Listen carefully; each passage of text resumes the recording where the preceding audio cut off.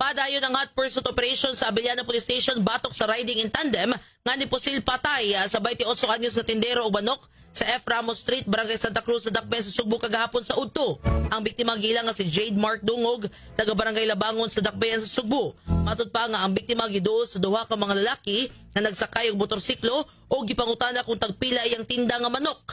Human mitubag ang biktima nga tag 35 pesos iyang manok. Nibunot og kalibre 45 nga armas ang backrider o gipusil ang biktima.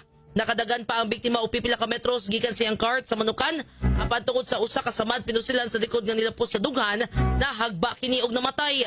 Sa pakikinabi sa GMA Super Radio Cebu sa igsuon sa biktima nga si Jeneline Dungog, matud pa nga buotan nga klase sa tawo ang biktima ug usa ra gyud ang ilang ninumduman nga nakaaway sa biktima. Isa-isay sa kabanay nga ang biktima nag-away sa iyang live-in partner niadtong Disyembre sa miaging tuig. Human nasakpan sa biktima nga dunay ka-chat-chat lain ang iyang kaipon.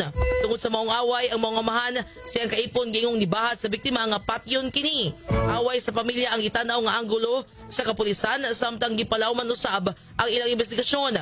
Dako ang pagtuo sa kabanay nga posible nga ang katong nibahat sa biktima mausad ang responsable sa pagpusil patay niini.